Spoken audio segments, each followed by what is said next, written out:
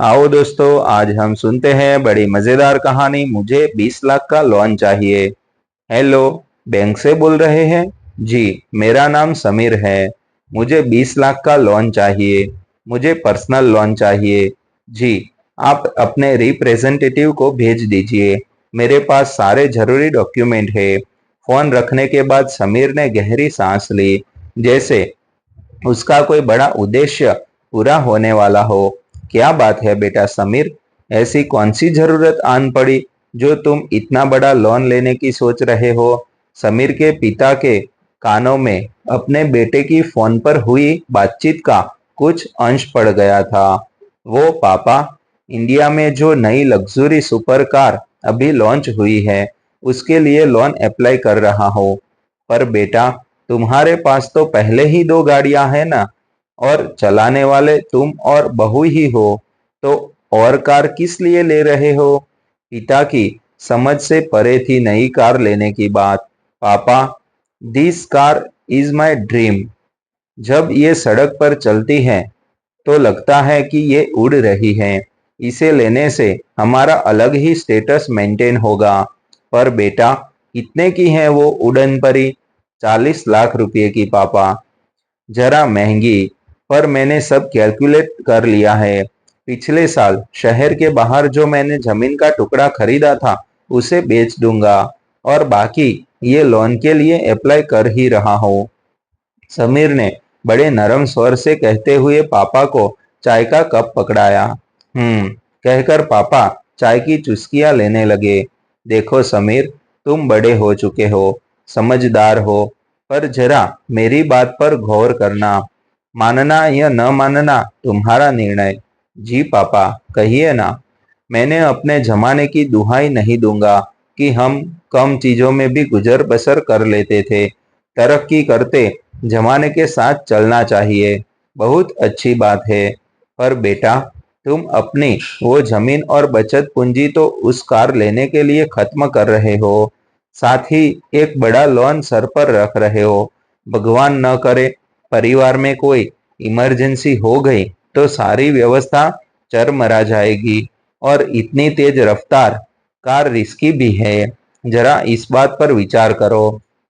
समीर की पत्नी अमायरा थोड़ी दूर पर बरामदे में खड़ी सारी बातें सुन रही थी और समीर को घूर रही थी। एक बात और समीर, ये कंपनी अभी नई है। इसका प्रोडक्ट लोगों ने बरता नहीं। जाने भविष्य में इसके कल पुर्जों में कोई कमी बेशी आने लगे, या ये लोगों की उम्मीद पर खरी न उतरी, तो इतने पैसे लगाना बेकार हो जाएगा। लेकिन पापा, अगर सब लोग ऐसा सोचने लगे तो इन प्रोडक्ट्स को खरीदेगा कौन? बढ़िया लाइफस्टाइल के लिए कुछ आगे बढ़कर ही सोचना चाहिए। और रही बात रिस्क लेने की, तो जिंदगी में हर कदम पर रिस्क ही रिस्क है।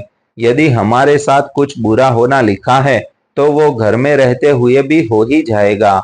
और मुझे इंटेलिजेंटली ड्राइव करना आता है पापा।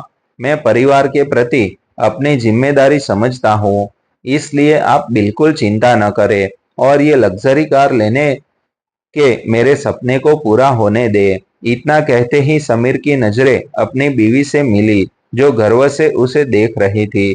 बाबूजी समझ चुके थे कि बच्चे न प्यार से न किसी दबाव से अपना गाड़ी लेने का फैसला बदलेंगे।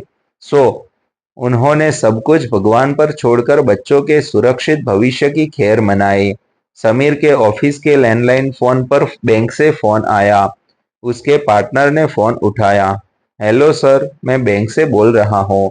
आपका लोन का चेक तैयार है, बस कुछ फॉर्मेलिटी के लिए आपको बैंक आना होगा। लोन कैसा? Loan sir? क्या आप मिस्टर समीर नहीं बोल रहे हैं? जी, मैं समीर का पार्टनर बोल रहा हूँ। ये लोन के बारे में बताइए। सर, वो समीर जी 20 लाख का लोन ले रहे हैं अपने ड्रीम कार के लिए। ओके, मैं समीर को कह देता हूँ, वो आपसे बात कर लेगा। फोन कटने के बाद उसका पार्टनर गहरी सोच में आ गया। उसे समीर के लग्जरी लाइफस्टाइल से बहुत ईर्ष्या होती थी, और नई कार का सुनकर उसे और जलन हो रही थी। वो चुपचाप सोचता रहा, और उसके जड़बे भी भींच गए। खुली सड़क पर समीर के सपनों की उड़ान परी बहुत तेज रफ्तार से उड़ रही थी। समीर को तो यूं लग रहा था जैसे कि वो कोई बादशाह है जिसके हाथ में स्टीयरिंग नहीं, समय का पहिया है। गाड़ी में बजते संगीत की आवाज जरा और बढ़ा दी समीर ने कि तभी सड़क किनारे की झाड़ियों में से एक कुत्ता सड़क के बीच में आ जाता है। उसे बचाने की कोशिश में समीर तेजी से स्टीयरिंग घुमाता है और बड़ी काबिलियत से गाड़ी काटता हुआ अपने रास्ते बढ़ जाता है। देखा, इसे कहते हैं स्मार्ट ड्राइविंग। पापा तो यूं ही डराते थे, और अगर इतने फीचर्स वाली कार न होती तो जरूर वो कुत्ता मेरी गाड़ी से चोटिल हो सकता था या मर सकता था।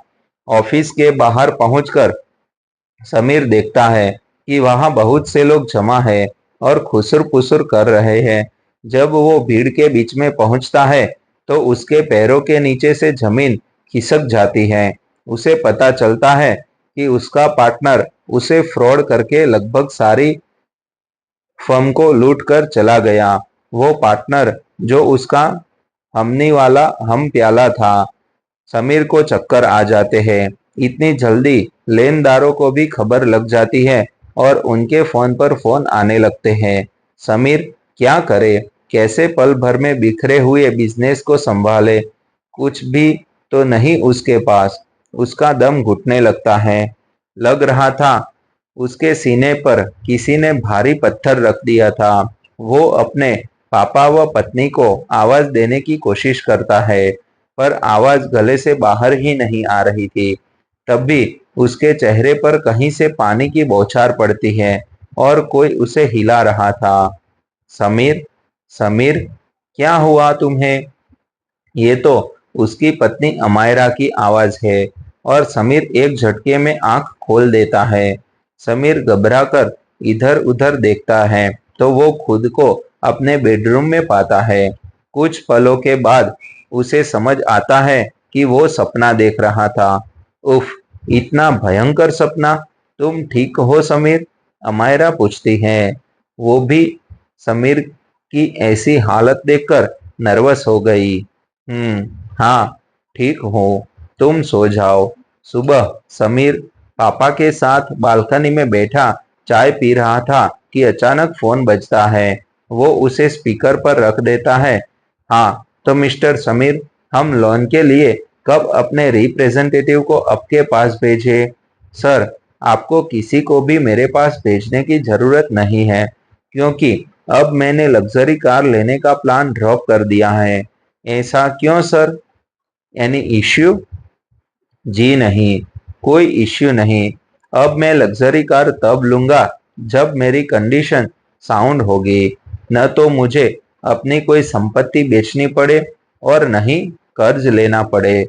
दोस्तों, ऐसी नई नई कहानी सुनने के लिए और देखने के लिए हमारे चैनल आप सब्सक्राइब कर लीजिए, जो आपके जीवन में कुछ नया करने के लिए प्रेरित करता रहेगा। और अपने दोस्तों को यह वीडियो शेयर कर लीजिए।